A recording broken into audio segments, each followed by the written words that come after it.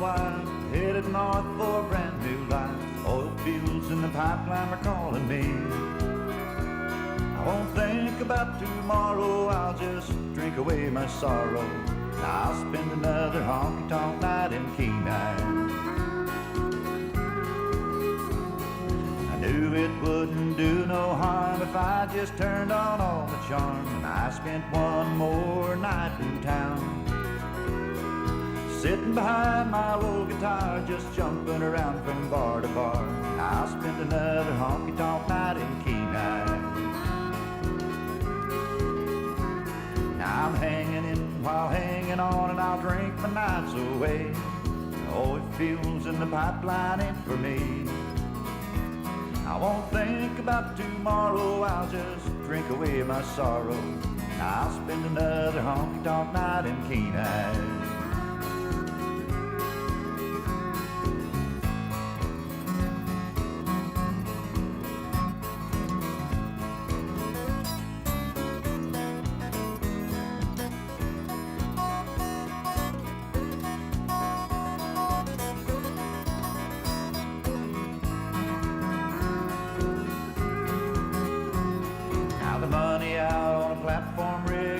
It didn't sound that big, so I'll just spend another night in town. I never was known to be greedy, so I'll just spend another night with Edie, and I'll spend another honky-tonk night in Kenai. Now I'm hanging in while hanging on, and I'll drink my nights away. The oil fields in the pipeline ain't for me. I won't think about tomorrow, I'll just drink away my sorrow. I'll spend another honky-tonk night in Kenai. I won't think about tomorrow, I'll just drink away my sorrow. I'll spend another honky-tonk night in Kenai.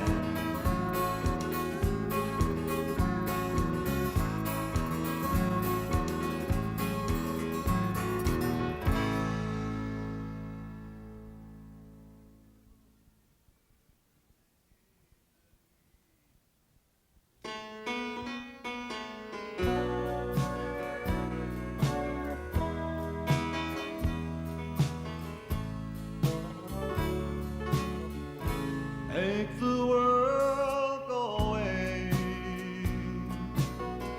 and get it off of my shoulders. Say the things you used to say and make the world go away. Do you remember when I told you before the world led you astray? Well, if you do, then please tell me, but make the world go away. Make the world go away and get it off of my shoulders. Say the things you used to say and make the world go away.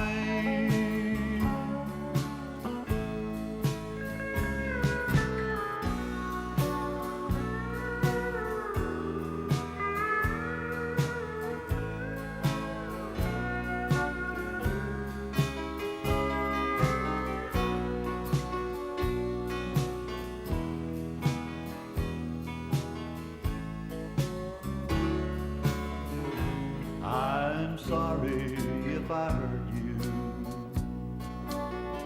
I'll make it up day by day. And if you will, then please tell me, but make the world go away. Make the world go away and get it off of my shoulders. Say the things you used to say and make the world go away.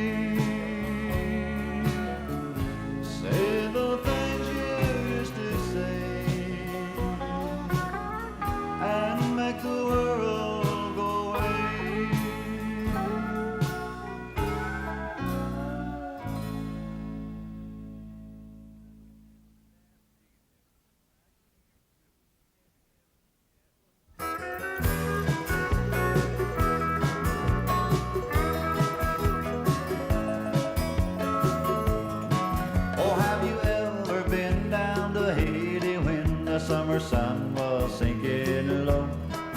Nothing but romance everywhere you glance, that keeps the Cubans' hearts aglow. And when that Cuban queen comes upon the scene, they all stare like statues made of stone. Before they realize what's before their eyes, the other girls were left all alone. Down in the Caribbean, it's not a dream you're seeing when you get a glimpse of the lady with a charm. But for miles away you can see them sway to the beat of the conga line at farm.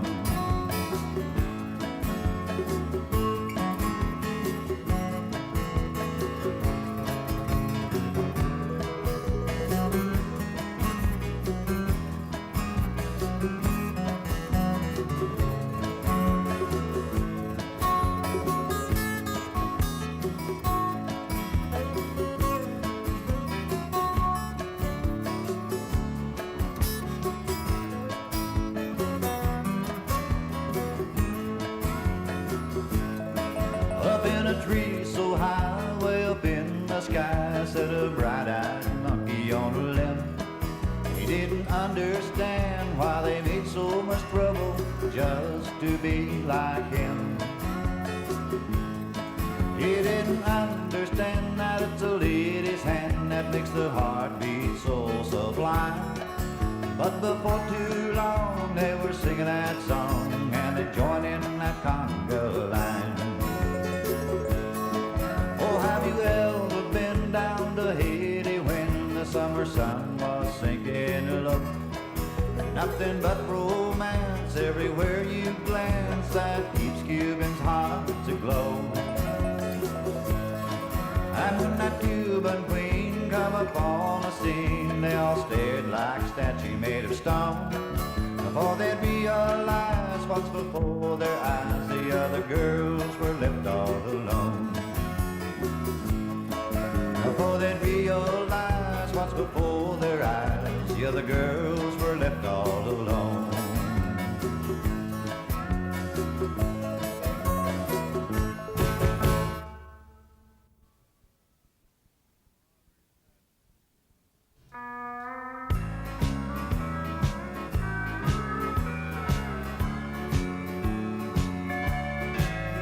You made my eyes run over all the time. You're happy when I'm out of my mind. You don't love me, but you won't let me be. Don't you ever get tired of hurting me. You must think I look bad with a smile, for you haven't let me wear one in such a long, long while. You keep running back to me just like before. Don't you ever get tired of hurting me.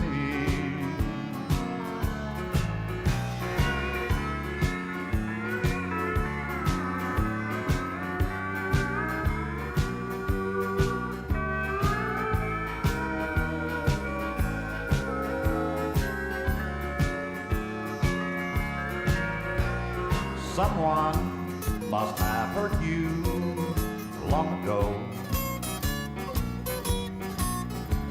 But why take revenge on one who loves you so? You don't need me, but you won't let me be. Don't you ever get tired of hurting me? You must think I look bad with a smile, for you haven't let me wear one such a long, long while. You keep running back to me just like before. Don't you ever get tired of hurting me. Don't you ever get tired of hurting me.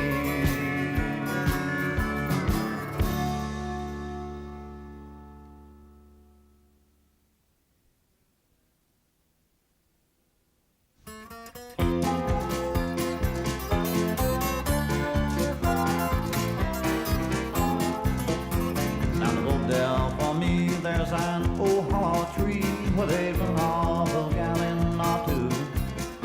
But the buzzard in the sky gets so drunk they can't fly. The smelling of that good old Mountain Dew.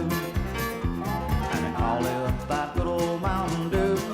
Lord, yeah, I did not refuse it off you. Well, I'll hush up my mouth if you'll fill up my jug with that good old Mountain Dew.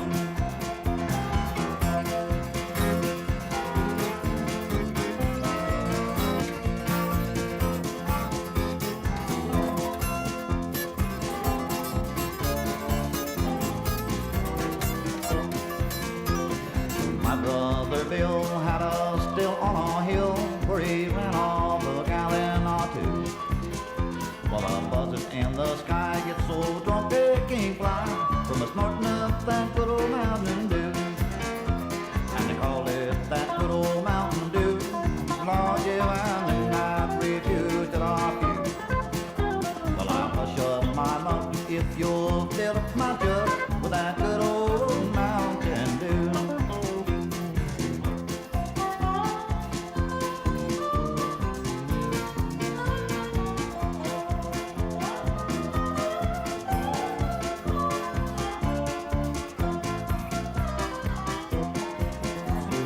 My brother Mark, he was soft and short, yeah, they measured about 5'2".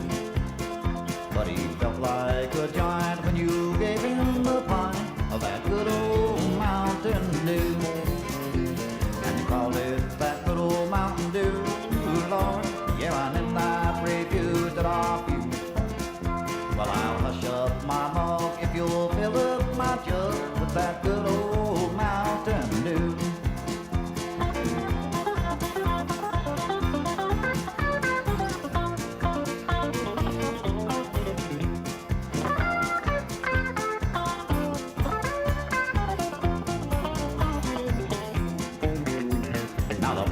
Come by with his head held up high, said I'm after that good old Mountain Dew.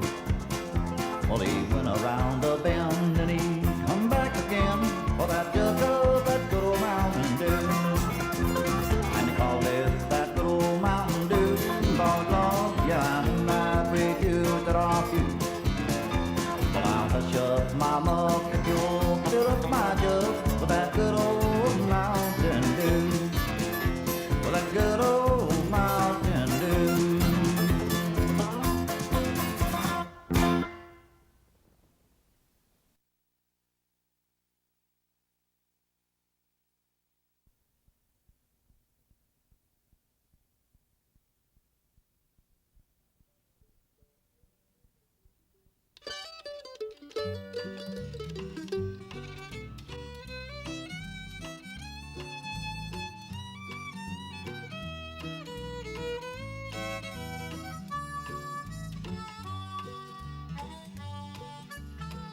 Life in Alaska, nothing else compares.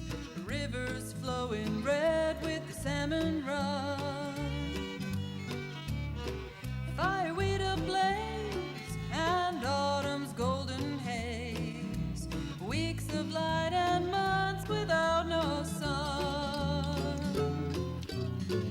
Hiking in the valleys, climbing on the mountains stretch as far as you can see.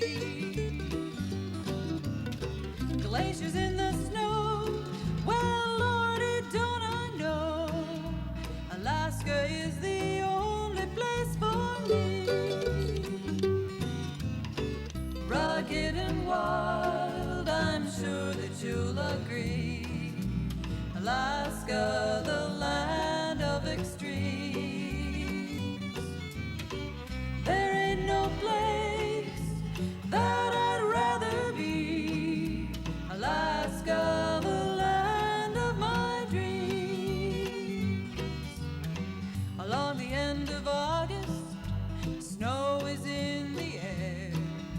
Summer's gone, it lasted about a week. Frost is in the ground and winter's coming round. Northern lights above the mountain peaks. Moose on the highway, driving in the dark. Freezing rain at 28 below. It's hard to see what's in front of me.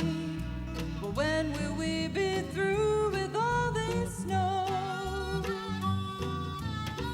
Rugged and wild, I'm sure that you'll agree. Alaska, the land of extremes.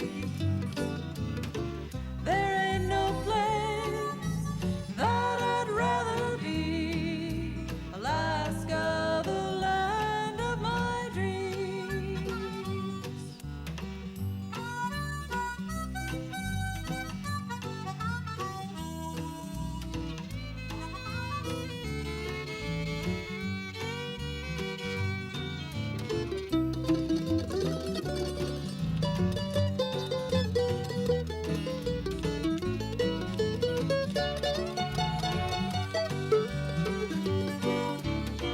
Rugged and wild, I'm sure that you'll agree. Alaska, the land of extremes. There ain't no place that I'd rather be. Alaska, the land of my dreams. I gotta plant my garden in the frozen ground. I fake and bake my tan about once a week. Because it stays so light, I mow my lawn at night and freeze my buns off fishing in those creeks. Hiking in the valleys, climbing on the peaks. Mountains stretch as far as you can see. Glaciers in the snow, well, Lordy, don't I know. Alaska is the only place for me. Rugged and wild, I'm sure that you'll agree. Alaska, the land of extremes. There ain't no place that I'd rather be. Alaska, the land of my dreams. There ain't no place that I'd rather.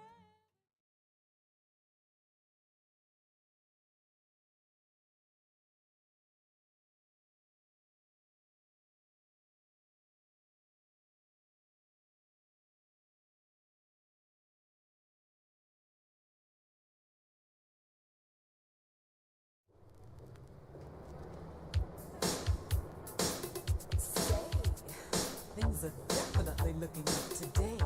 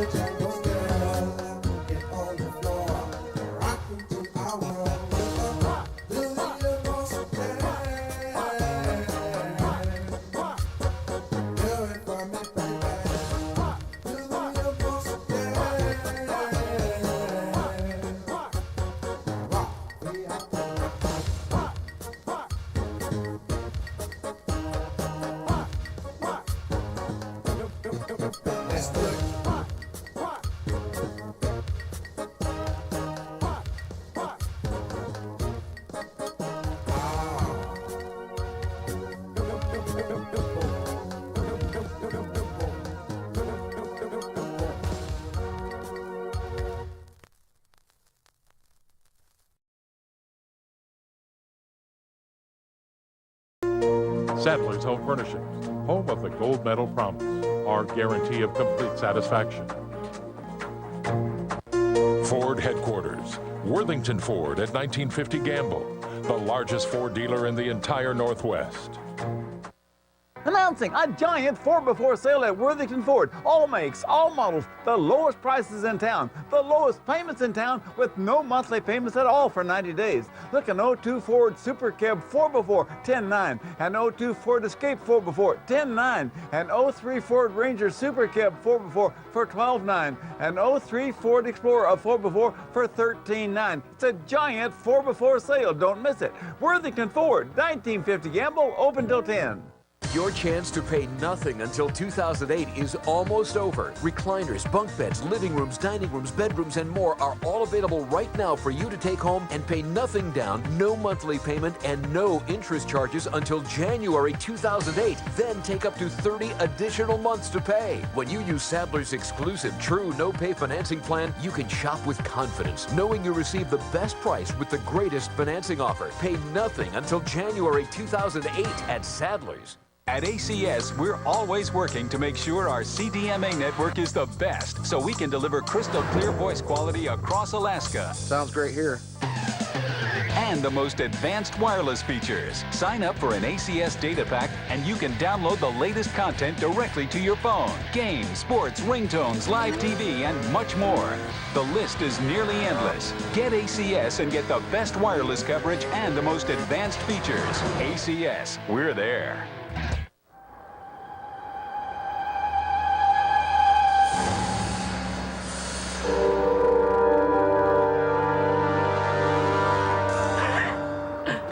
You're buying. I'm buying the McKinley Mac sandwich. 2 quarter-pound patties stacked with lettuce and cheese. Better with fries and a Coke. The McKinley Mac. Big.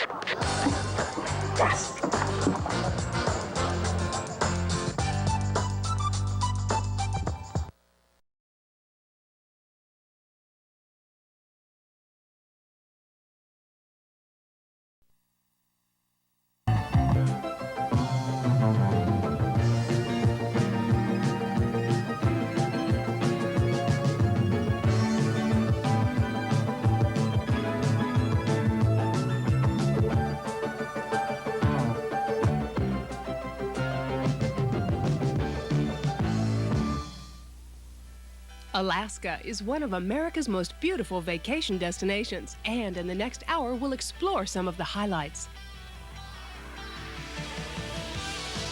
We'll begin by taking a luxury cruise, embarking in Vancouver, Canada, and sailing through the Inside Passage. En route, the ship docks at some of Alaska's most infamous gold rush towns, Ketchikan, Juneau, and Skagway, where you'll actually learn how to pan for gold and where to go to try it. You'll also experience the Alaska Salmon Bake, a tradition here up north. Learn where to find a good one, plus pick up a few other restaurant and dining tips. We'll take the ride of your life on a helicopter that actually lands on top of the Mendenhall Glacier, so you can walk the ice. It's an adventure you may want to include in your plans. Then we'll disembark our cruise ship in Anchorage, the capital of Alaska, where you'll get all the facts on what to see, how to get around, and where to eat and stay. From here, it's a luxury train trip inland to Denali National Park and Fairbanks. It's a fascinating trip, and you're going to love every second of yours. Southeastern Alaska is becoming one of America's most exciting summer vacations, and there's nowhere more beautiful than here in the land of the midnight sun.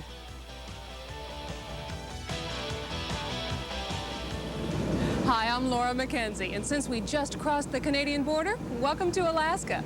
Most tours begin with a cruise from Vancouver, Canada up to Anchorage, and that's the best way to see the glaciers. From Anchorage, we're going to take a train trip inland all the way to Fairbanks. It's going to be a great trip, but right now, why don't I show you around the ship? Each cruise line has its own services, amenities, and special features, but most of them in similar price categories operate pretty much the same. Days at sea are filled with optional activities that you can participate in if you'd like. Dances, cocktail parties, singles mixers, games, gambling, contests, whatever, plus unlimited opportunities to eat and drink. Every day a program is printed listing all the shipboard activities. It will tell you who, what, when, and where. It even lists the suggested dress for dinner. You can sit out a few activities in the library if you'd like, and as a special note, cruises are a great vacation for people traveling alone. However, you should know that single women usually outnumber single men at least 10 to 1. The first stop on most cruises is Ketchikan. It was originally a salmon fishing camp that grew and prospered as a result of the gold boom.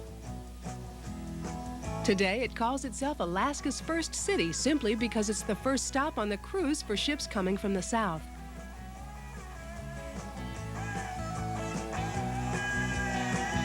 You'll disembark, usually taking a land card or number that you turn in upon your return so the ship knows you're back. However, it will leave you if you're late, so take a credit card. Stop at the visitor's booth on the dock to pick up a walking map and note the big weather gauge that measures rainfall. It's usually wet here. Shore excursions are arranged in advance, but cost is extra from the cruise, and I recommend it for those who don't want to hassle with itinerary, taxis, maps, and guidebooks. Scooter rentals are available on the right side of the dock as you leave the ship, but most passengers just choose to walk around first. Most of the shops and restaurants are located right in front of the ship, and you could easily spend all day here. However, the major sites are on the edges of town and beyond, so I'd recommend hiring a taxi by the day or by the site, or renting a vehicle. Since Ketchikan is where everyone used to come for R&R, they naturally had a red light district. Well, this is Creek Street, and this is it. Notice how all the old houses are built up over the water on wooden pilings, and they now house shops and cafes. Creek Street is about a mile from the ship, and you could taxi it or walk. It was active as a red light district until the 1950s, and it's the one site you should see. It's also the most picturesque area in town, the one you see on all the postcards. Dolly's House is the most famous brothel on Creek Street, and it's now a museum you can go through. All the girls had their names printed on the lamps outside the door so visitors would know who lived where.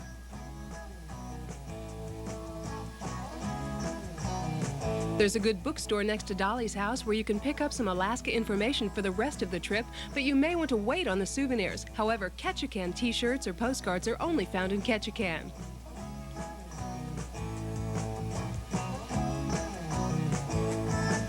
There's a lookout high above the town that you'll have to drive to, but it's a great spot for picture taking.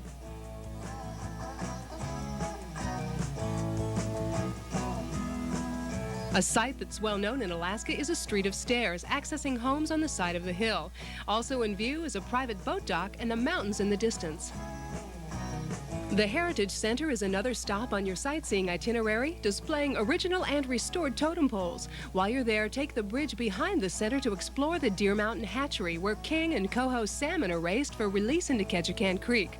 Ketchikan is famous for its totem poles, carved monuments to the city's Indian heritage.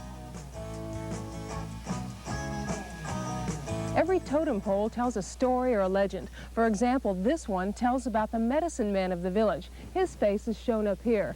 For his final test, he's sent out into the wilderness alone and naked to be adopted by an animal spirit, shown here by this weasel. Supposedly, the animal spirit helps him cross over into the spirit world to learn more powerful medicine.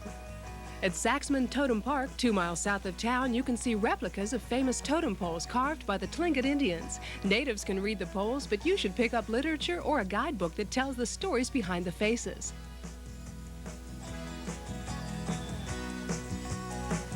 Another totem park is located a few miles on the other side of town, and it's the more extensive of the two. It's called Totem Bite Park. Here, you'll have to do some walking through the woods to get to the totem pole clearing, but it's only about 1/8 of a mile.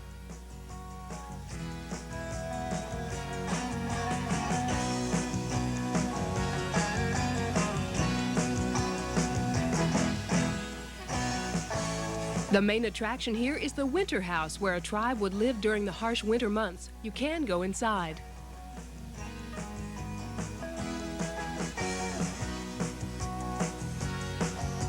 You'll pass the pulp company and spruce mill on the way back, and note the houses here, built on floating logs that can be moved with the tides.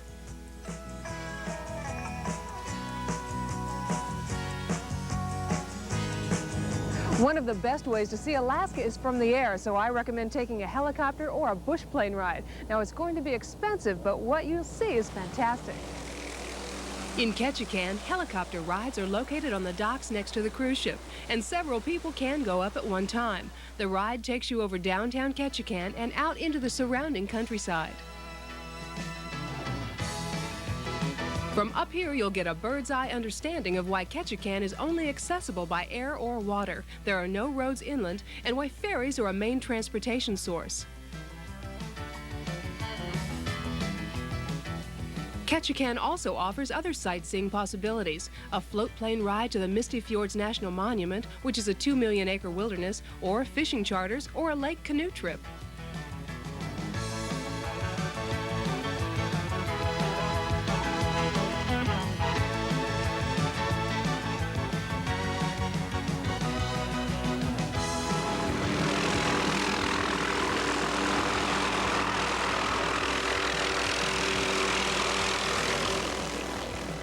The following is a review on the sights to see in Ketchikan.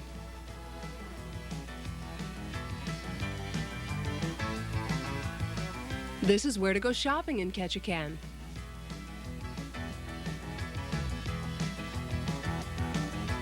These are some of the activities available here you may want to plan for.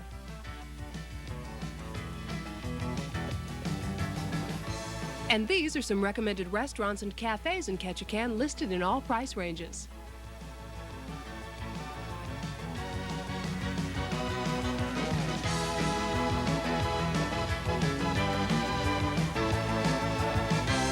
Back on board, you'll depart Ketchikan at the end of the day to continue your journey northwards through the Inside Passage. Alaska cruises are offered only in summer because it's dark and cold in the winter. The best months to visit are June and July. May and June are the driest, but the further into July you wait, the warmer it will be. And there are no guarantees on rain. Figure it will and plan accordingly.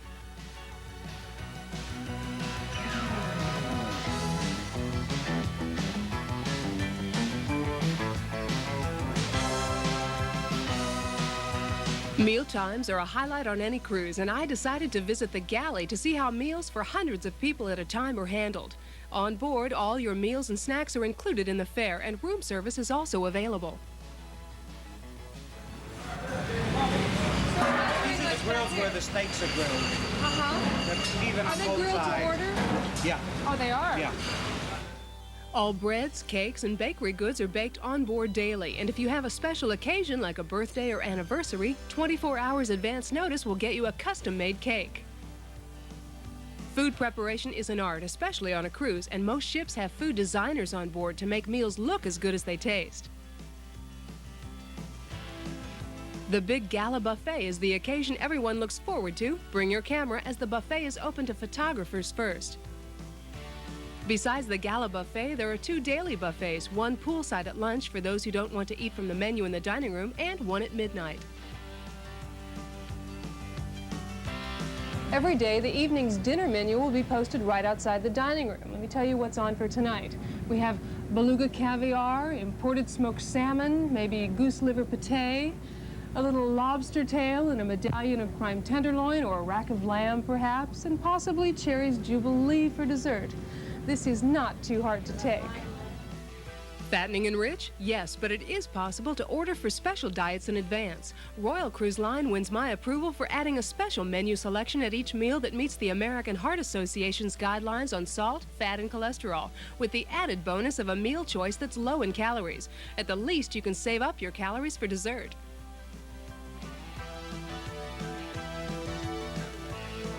Nightlife on board begins at sunset and goes until the wee hours of the morning.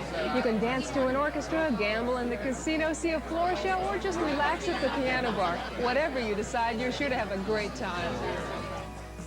The second night out, the captain usually hosts a welcome cocktail party. You meet him as you enter, and the ship photographer takes your picture.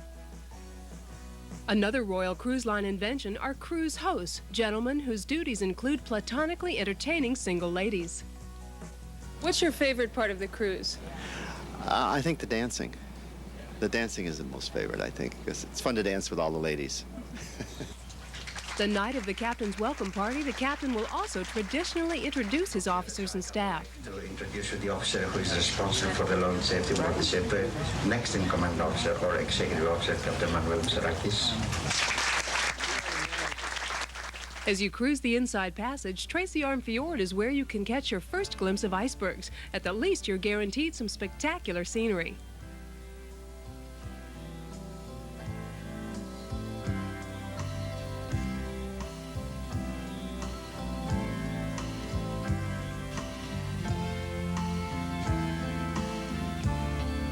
Here is where you'll start to realize that binoculars and a telephoto lens are valuable travel accessories in Alaska.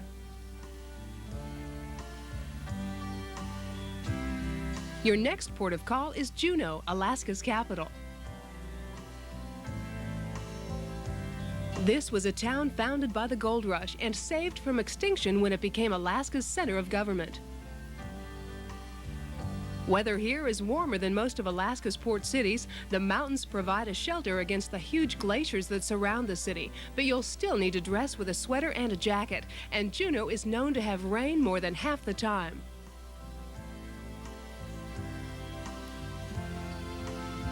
Your ship will dock just south of Marine Park, a small waterfront area dotted with flags representing Juneau's early history.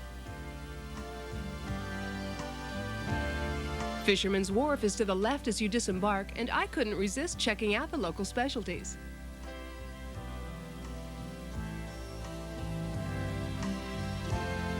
Downtown is part of the walking tour, and South Franklin Street is where you should go first. Look lively. Police persons will ticket you for not smiling enough.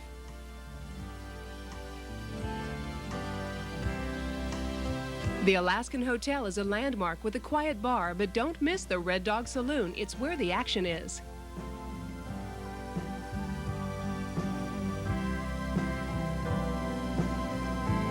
Shopping in Alaska is rather limited and expensive. Items to look for are Alaskan handicrafts, many made by Eskimos and Indians. Bring cash if you like, but almost all shops take credit cards and traveler's checks.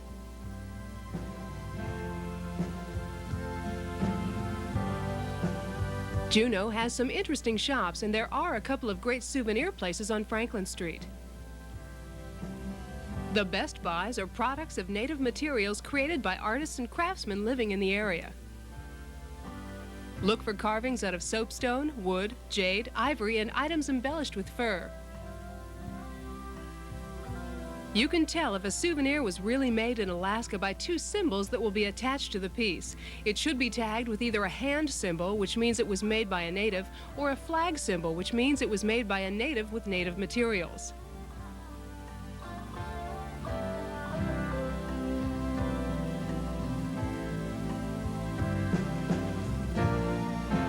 As you continue your walking tour, you'll be heading uphill.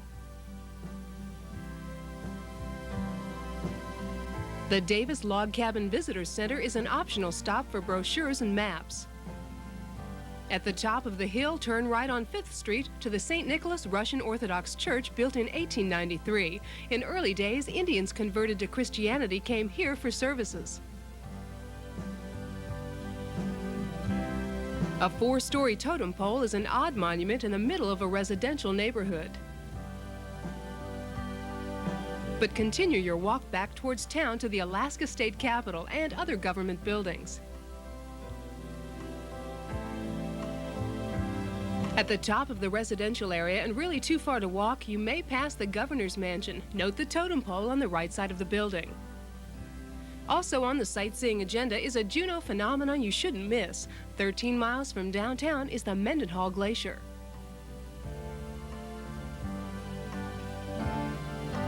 Blue-white in color, it lies like a blanket between the hills. The Visitor Center parking lot is the closest you can get without walking.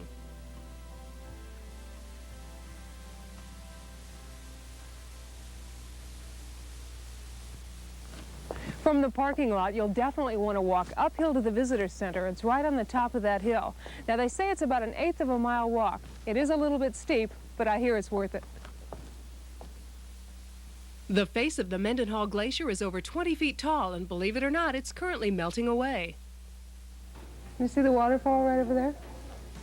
The glacier is retreating about 90 feet a year, and the water from the melt started forming the Mendenhall Lake about 1900. They say that 50 years ago, the glacier covered the hill the Visitor Center is now on. Get your first look here, but there is a better way to experience it. Bob Engelbrecht of Temsco Helicopters here explains. Probably the thing most people want to see is a glacier when they come to Alaska. And what's the best way of seeing a glacier? Well, we think it's in a helicopter. I think it is too. After being fitted with special boots, your helicopter lifts off from the Temsco terminal right outside of Juneau. The flight from liftoff to the glacier is about 10 minutes, and the city of Juneau passes below you.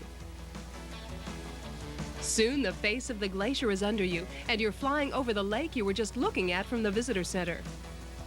The glacier is not a smooth sheet of ice. It's creviced with beautiful veins of blue. Suddenly, you realize that throughout the millions of years of this glacier's life, you're one of the very few people to ever see it from above.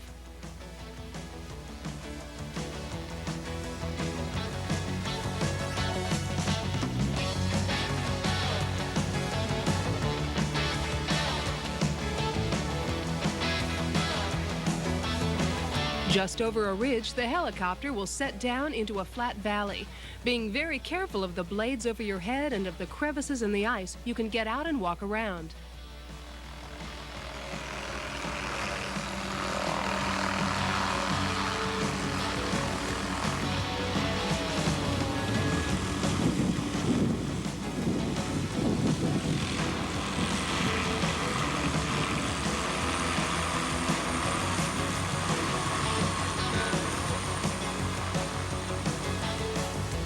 Look at this! I'm actually walking on a glacier. It's unbelievable. Look down here. The blue water is the same color as my boot. Isn't that unbelievable? They say the reason that the glacier ice is so blue is because it's the hardest ice in the world. It's made up of 6 crystals instead of the usual 8. So all the light is absorbed except this blue color. It's great. It's fantastic. Besides crevices, avoid extra white patches. These are soft snow spots covering a crevice. Your guide will point out the safe places. Up here, you really lose perspective of size and distance. Right over there is the ice fall. It looks like it's about a 3-minute walk, right? Well, it'd probably take me over a half an hour to get there.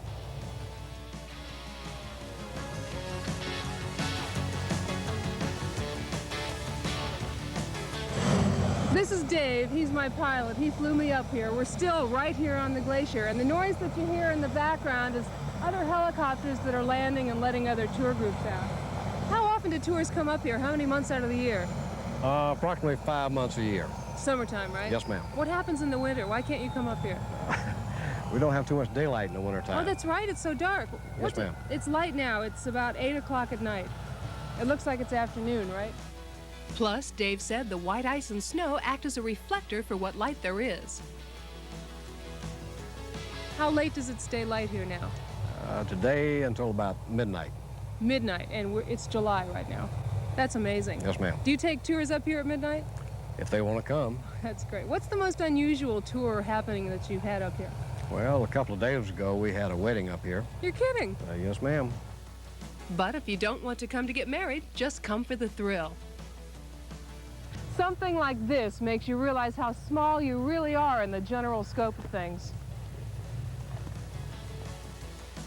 I learned that the Mendenhall Glacier is just one part of the Juneau ice field, and it's been advancing and retreating for the last 12.5 million years. In fact, a glacier is always moving. When it accumulates ice and advances, it's called healthy, and when it melts faster than new ice forms, the glacier is called sick. Well, sick or not, the Mendenhall Glacier flight was the highlight of my trip, and I highly recommend it. However, plan your budget well in advance, as the flight and tour costs close to $100 a person.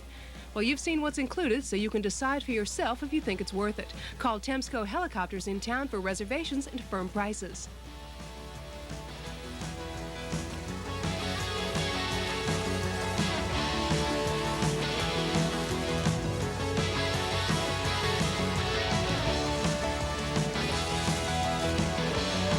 In review, these are the major sites in Juneau.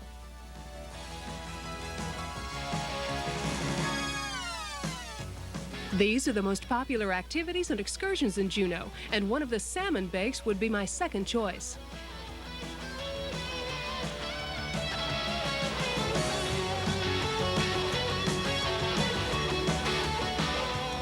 Here are some recommended restaurants and cafes in Juneau.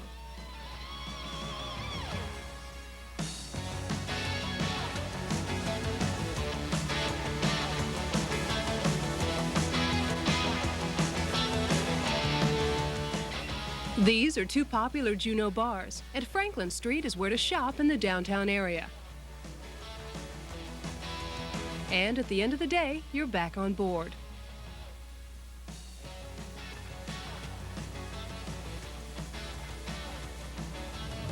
Now, I know you want to know what a cabin looks like, so come on in. This is my stateroom.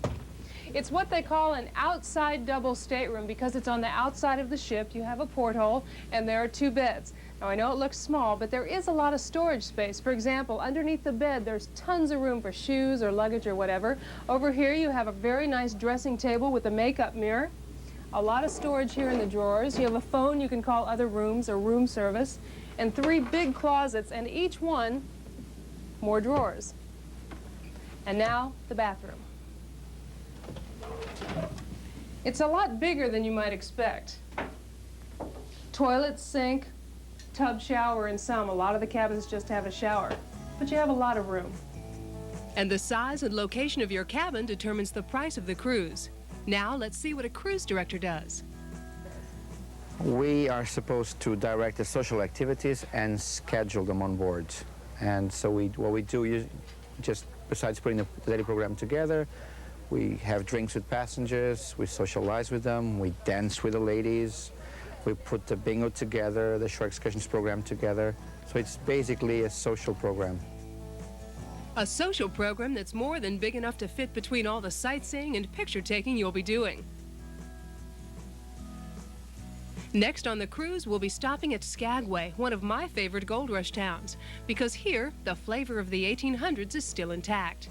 Skagway and the neighboring port of Dyea were places people came to load supplies for the arduous trip over the mountains to the Yukon. Broadway is Skagway's main street, and it's not much bigger than it was almost 100 years ago.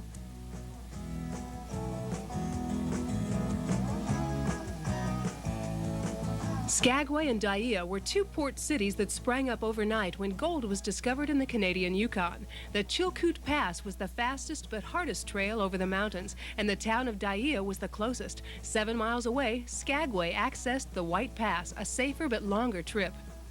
Miners loaded their packs at both ports and made several trips to the summit, as Canadian entrance requirements included almost a ton of food per person. Once over the mountain, it was another 500 miles on Lake Bennett to the goldfields. Stairs were chopped into the ice, and hundreds of men and animals died making the trip. White Pass was named for William Moore, the first white man to discover it, and his cabin in Skagway still stands. The town of Dyea died when a railroad was completed in an astonishing 14 months, linking Skagway with the Yukon over the White Pass. Construction included a bridge over Dead Horse Gulch, accurately named for the animals who perished on previous trips. Many miners would often return to Skagway to work on the railroad until they had enough money to go back to the goldfields. Today, the train is finally retired from service after being revived once during World War II and again in the 60s to haul miners through the White Pass. Dock pilings are all that remain of Dyea, as wooden buildings were torn down for use in Skagway. Even today, the pioneer feeling is still alive, and horse-drawn wagons are a fun way to take a tour. The oldest gift shop in Alaska is Kerms's Curio Shop. Note its advertising billboard painted on the rocks overlooking the town. For a complete walking tour, get a map at this strange building covered in driftwood, the Arctic Brotherhood Hall, now the Visitor Center. Other historical buildings will be explained, and some of them have a pretty raucous background. You could also take a guided walking tour. They leave from the old railroad depot on Broadway and 2nd, now a National Park Service Visitor Center. Getting around downtown Skagway is easy. Walk the 8 blocks or take a carriage taxi. Negotiate price with the driver.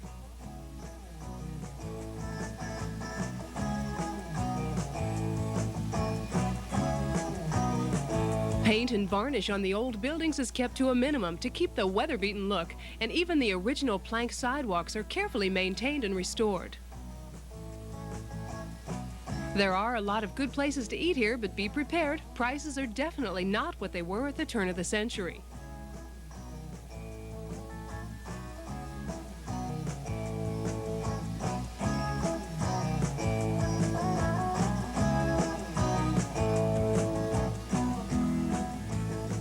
The most famous saloon here is the Red Onion. It dates back to 1898 and has its original bar.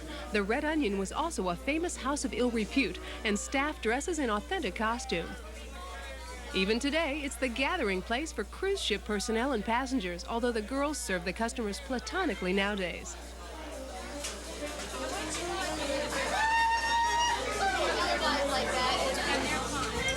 The oldest profession practiced their trade all over town, and their little movable houses on wheels were called cribs. They're now used for gift shops.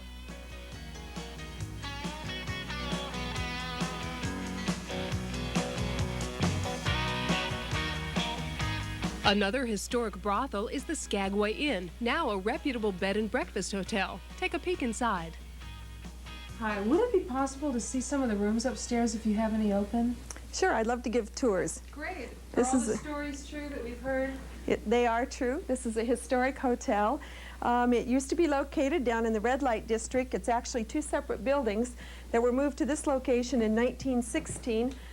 For a few years it was a private residence, and then it was turned into a rooming house and then a hotel, and probably been run as a hotel for the last 40 years. The rooms, one of the previous owners went through the police records of the early days of Skagway and picked out the names of the rooms, and these are named after actual ladies of the evening. Great, I love This is Cleo. There's some original furniture in here.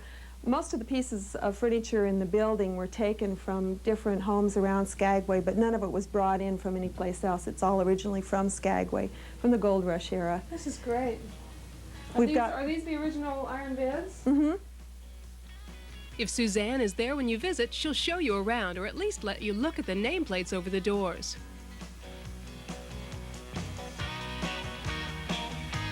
Another rooming house on the edge of town is the Pullen House. It burned recently, but it was originally one of the nicest places to live in Skagway.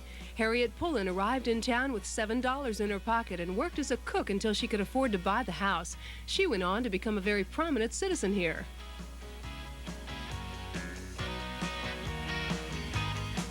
Skagway's most disreputable character was Soapy Smith. He and his gang created scams to rob prospectors of their hard-earned money. He also practiced various con games in his parlor, which also still stands. One day, J.D. Stewart was robbed of $2,600 in gold dust by one of Soapy's henchmen. Well, when the town gathered to demand justice, Frank Reed scuffled with Soapy to keep him from interfering. Guns went off and both men were shot. Frank died a hero's death 12 days later and is credited with restoring honor to Skagway.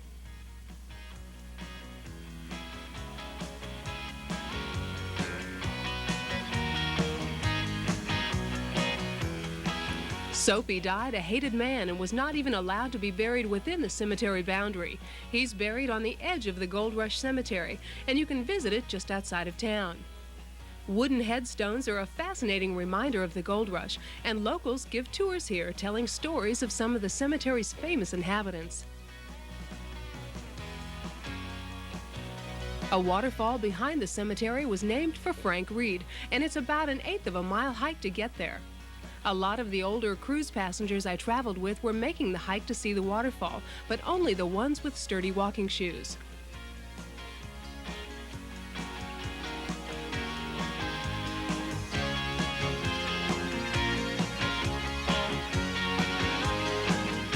The City Hall sits next door to the Pullen House. It's a worthwhile visit because upstairs is the Trail of 98 Museum with a lot of personal effects and memorabilia from the Gold Rush era. There is a small charge.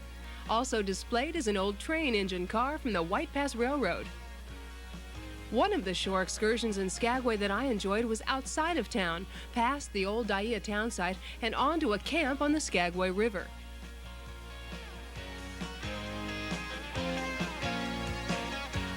Here you'll continue the tradition of thousands of miners and learn how to pan for gold.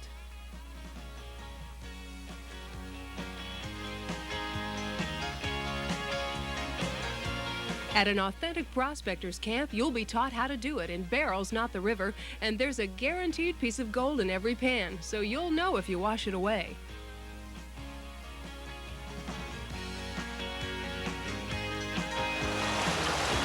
Now the idea is to wash your sand and your silt. The gold is the heaviest, so it sinks to the bottom. So as you shake it up, the gold supposedly will fall to the bottom of the pan, and then you pour off the top layer, what you don't want. And you do it over and over and over again until all the sand and the dirt's gone, and you hit pay dirt. Now that gold's profitable again, people are coming back to actually prospect here in Alaska. Before you try, just check to make sure you're not jumping someone else's claim.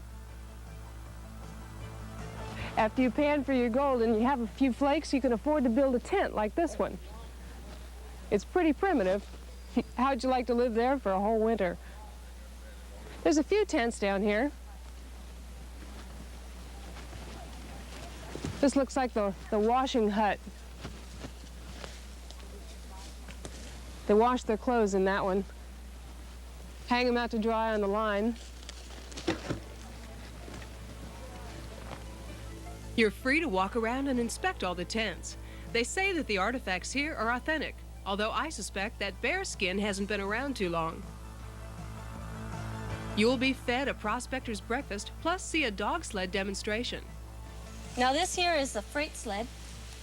This is heavier constructed than the little racing sled here, and it's more stable also on the snow. And this is the sprint sled, racing sled that you'd use in a faster type of race where you're not going very far. The distance is maybe 25-kilometer race. You'd use this, and this has just got a 2-dog hook up here on it. And the other gang line on the freight sled there is a line for 8 dogs. So this is just a 2-dog sled.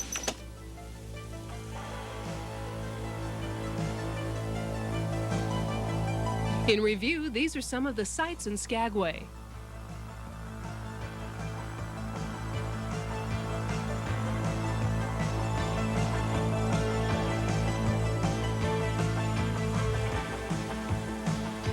These are some of the activities and excursions available you may want to plan for.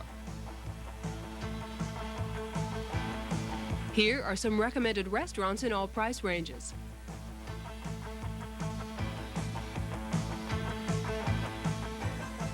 And these are some of the historic bars still operating in Skagway.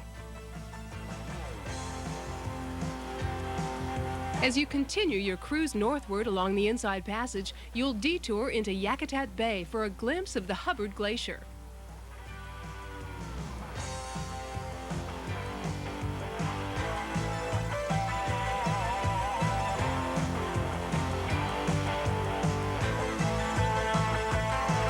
Binoculars will definitely enhance your trip now, as icebergs in the water prevent the ship from getting too close. Is this an ice field right in front of it? All of us. Is that as far as we can go? Just to the edge.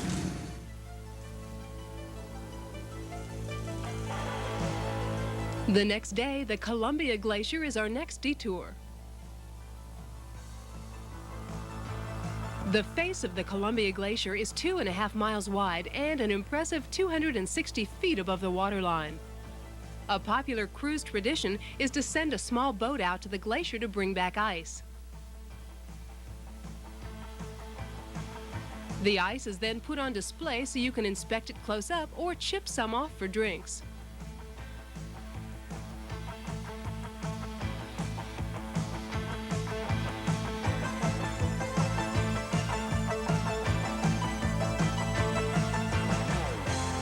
Later that day, College Fjord is another detour on the schedule.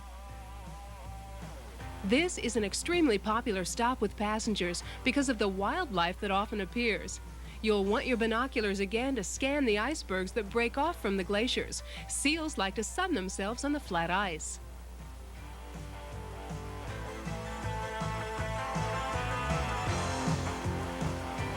College Fjord was named for the universities that supported the 1899 Harriman expedition who surveyed the area. At least 5 glaciers flow into this bay, and each glacier is named for one of the colleges. You'll see the Harvard, Yale, Wellesley, Radcliffe, and Vassar glaciers.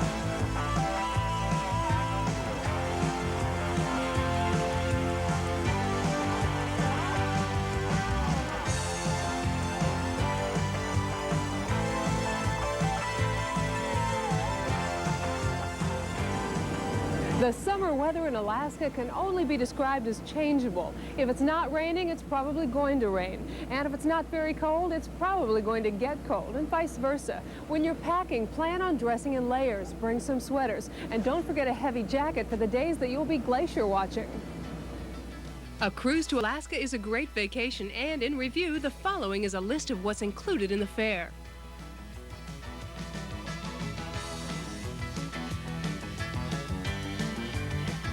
This is a list of what's not included and what you'll need to plan for. This is a list of what you'll need to pack for Alaska sightseeing. And this is a suggestion for what to pack for life on board ship. Right after boarding, book your dining room seating, hairdresser appointments, and shore excursions because the best ones disappear fast. Also get a safe deposit box as they're in limited supply. The cruise ends at Anchorage, but Whittier is where you'll get off the ship.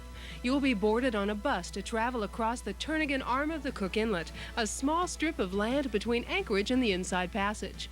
The unusual part of the journey is that while you're on the buses are loaded onto a train for half the trip.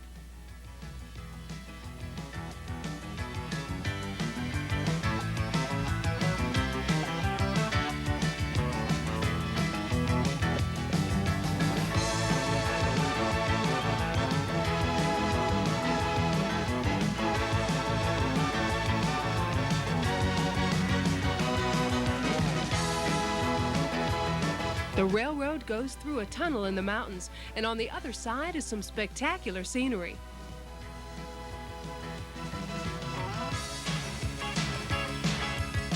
The trip on the train is about 40 minutes, connecting Whittier to the highways outside of Anchorage. It's the only transportation between the two cities, and locals adapt. For example, in Whittier, I saw an ambulance that had fold-down train car wheels that folded up for regular road driving.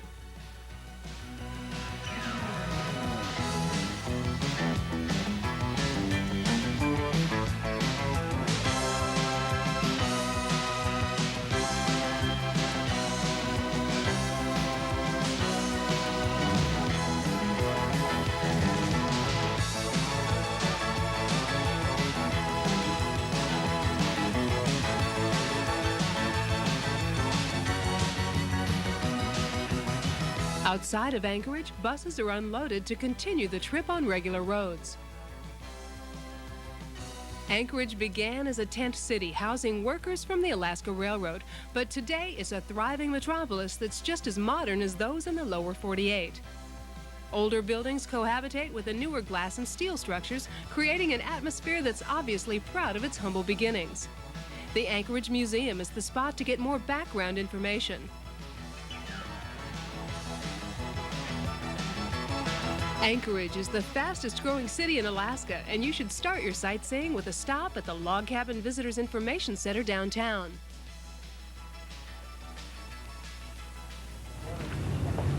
Inside, they'll give you recommendations on where to go and what to do, plus a lot of free literature and maps so you can go out exploring on your own. The oldest building in Anchorage is the Wendler Building, and it's on the downtown walking tour.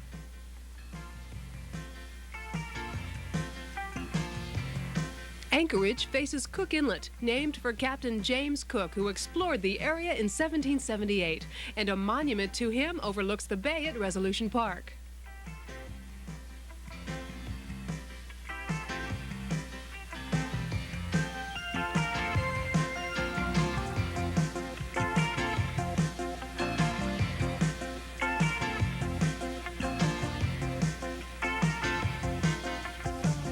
Earthquake Park is just a jumble of trees now, but it's a tribute to the 1964 earthquake that devastated this residential neighborhood.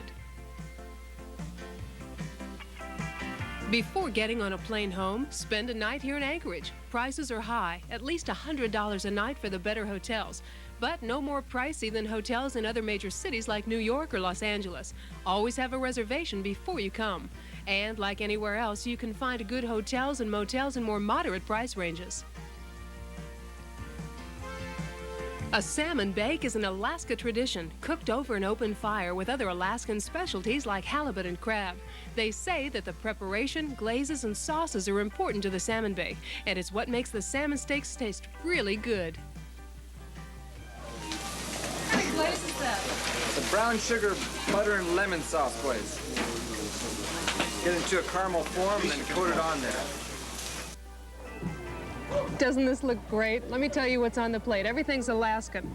Crab legs, salmon, halibut, and reindeer sausage. Now, I've never been a person for salmon, but everybody here says, come on, you're in Alaska, you have to try the salmon. So, here goes. This really is my first Alaskan salmon.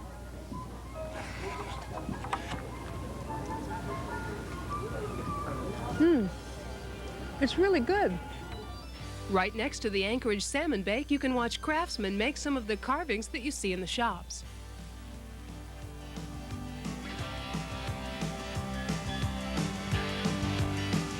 And speaking of shopping, note that furs are one of the best buys in Alaska. You can buy direct from factory showrooms, and the savings are significant, about half the price of furs you see at home.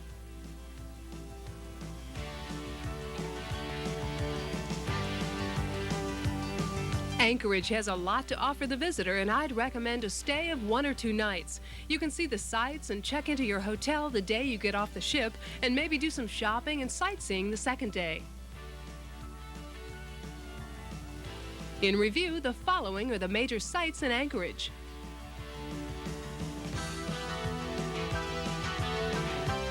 These are some of the tours and activities available you may be interested in. This is a list of good buys and souvenirs to shop for in Anchorage. This is some information on taxis and buses in Anchorage.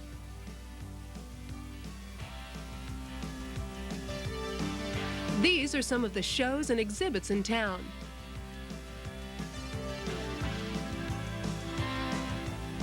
This is a list of recommended Anchorage restaurants in all price ranges.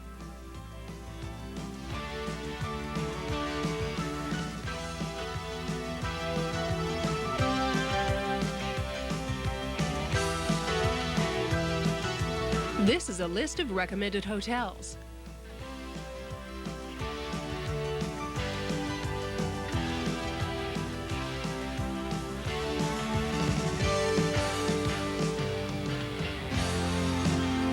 And here's a few suggestions on nightlife.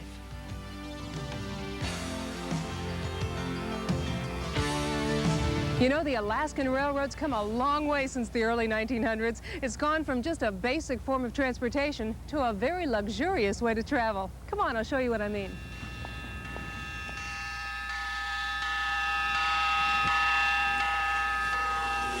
From Anchorage, the Alaska Railroad is the alternative to the airport for an incredible sightseeing trip to Fairbanks, about 350 miles north. A company called Tour Alaska has revived and renovated the luxury domed railroad cars and call their private cars the Midnight Sun Express. There's bar service, plush carpet and upholstered chairs, oak coffee tables, polished brass everywhere, plus an optional silver service gourmet meal served en route. It's the way to go, especially since it's not really too much more expensive than a regular train seat if you exclude the price of the meal. This route is called the Courtesy Line, as the state runs it for the convenience of the people. Anyone en route can flag it down to get on, and locals can call a stop wherever they want to get off.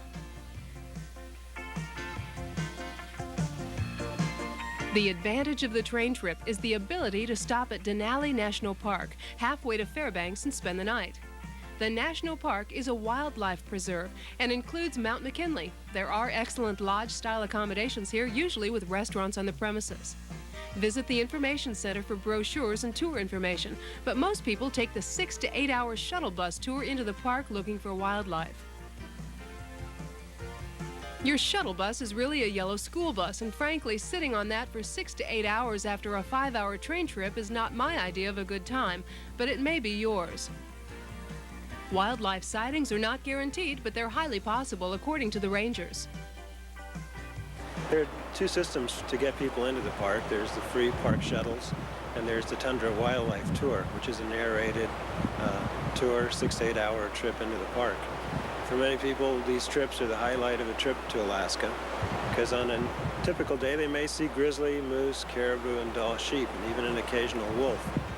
And then again, you may not. This is what our group saw. Nothing. Lodge accommodations are a little pricey, but again, that's Alaska. There are campgrounds here for those who plan to stay a while and don't plan on trying to find a room without a reservation made well in advance. For a more adventurous afternoon, take a whitewater raft tour. Dress warmly, know how to swim, and they'll give you wet water gear to put on before you cast off.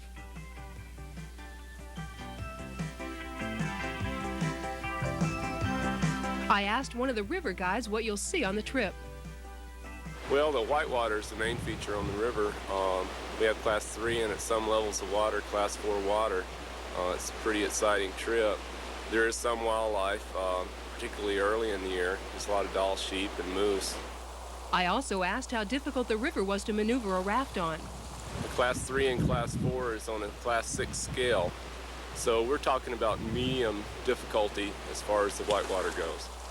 As you can see, the raft is at the mercy of the river. You will get wet and you may get dumped. No guarantees. Leave valuables, traveler's checks, driver's license, and cash in a hotel safe deposit box, or wear a waterproof pouch firmly secured to your body. I also asked some of the people here what they thought of the trip. Yeah, we've had some friends that have come down here and taken it before, and they thought it was great. Exciting. But is it safe? It's a safe trip, yes. For more information, write the Denali National Park at P.O. Box 66, Denali Park, Alaska, 99755. The following is some information on the Midnight Sun Express.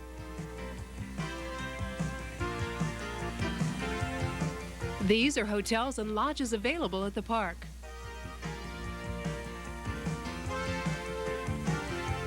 Raft trips have a 12-year age minimum, and they range from a few hours to overnight. Dress warm and leave your valuables behind.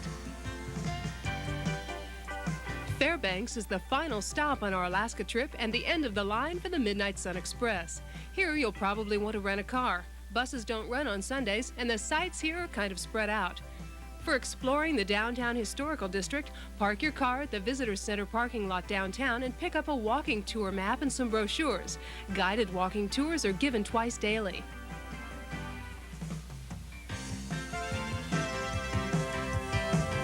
The University of Alaska runs an excellent museum housing archaeological and historical displays, and the campus itself is a main draw for residents.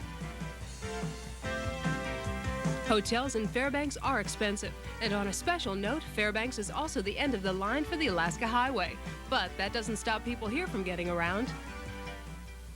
Since a lot of Alaska's inland cities aren't connected by roadways, the only way to travel between them is by air. And since there aren't a lot of airstrips either, what you'll see a lot of are float planes.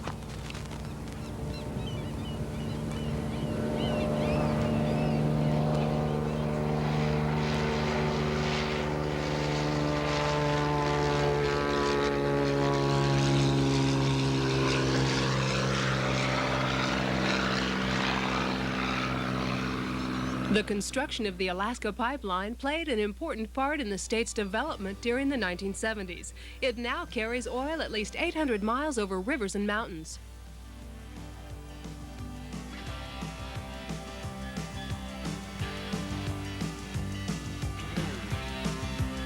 Posted signs give visitors all the specifics and factual information on the construction of the pipeline, over half of which is built underground.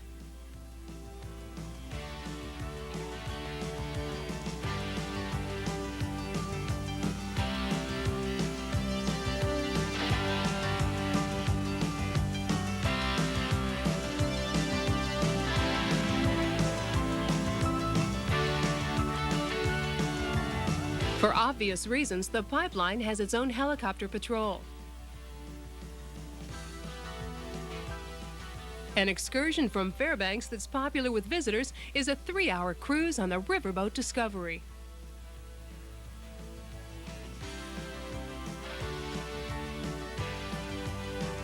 Paddle wheel riverboats began hauling supplies to prospectors who lived further inland, and today visitors can see homes and fishing contraptions used by current residents.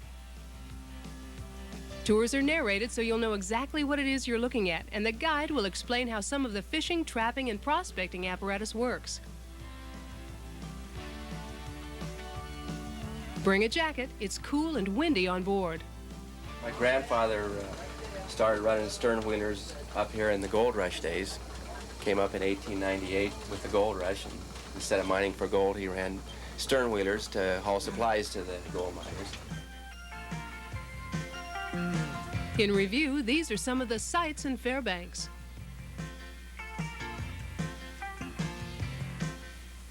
These are some of the activities available, including Alaska Land, a recreated gold rush town with shows and demonstrations. This is some information on public transportation, but you may want to rent a car while you're here. These are some recommended Fairbanks hotels in all price ranges.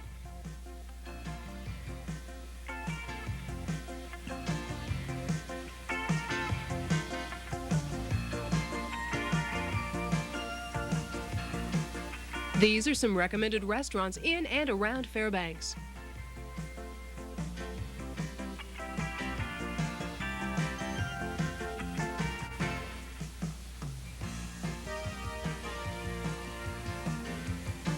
And here's where I recommend going at night for a good time.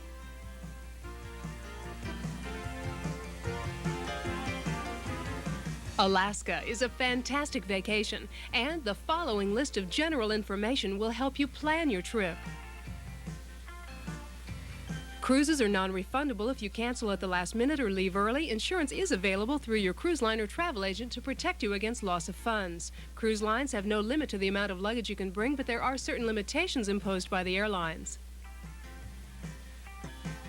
Ships allow visitors for bon voyage parties by giving them a pass. In-port visitors may come on board for a meal with permission from the maitre d'. Passengers requiring wheelchairs on board should bring their own. Most ships carry emergency wheelchairs only. Shore excursions are optional group tours that will cost extra.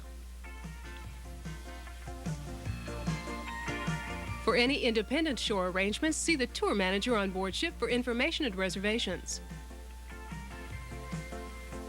No pets are carried by any Alaska cruise ship. Guide dogs may be accepted. Airlines have their own pet shipping regulations.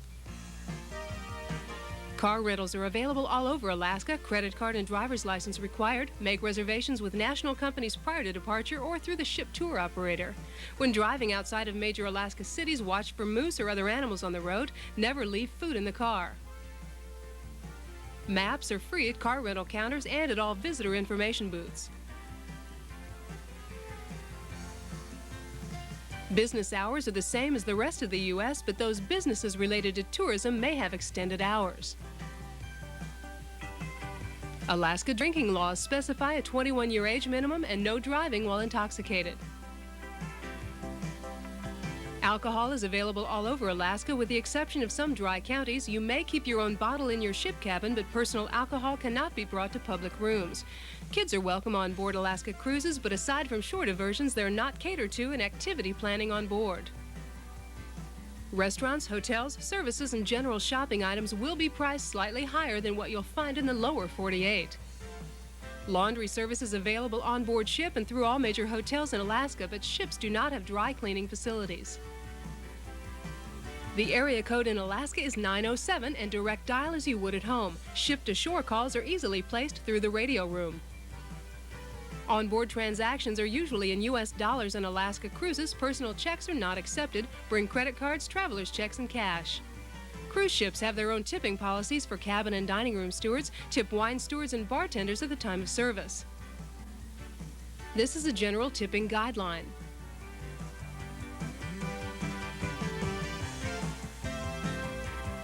Film and batteries are widely available, but more expensive than what you'd pay at home. For information, write the Alaska Visitors Association or ask your travel agent. Campgrounds with all facilities are widely available. Contact the state and national parks or ask your travel agent. For information on Alaska's national parks, write the National Park Service at this address. And here's where to write for information on Alaska's state parks.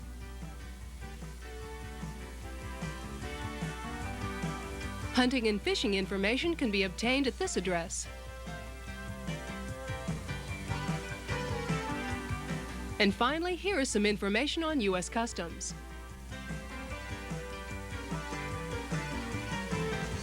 Well, I hope you enjoyed seeing a little bit of Alaska with me. And if you're planning a trip, maybe this will help you save a little time and trouble. And if you've already been, I hope it brought back some nice memories for you. Be sure to join me next time from a brand new place somewhere else around the world. From Alaska, I'm Laura McKenzie. Bye-bye.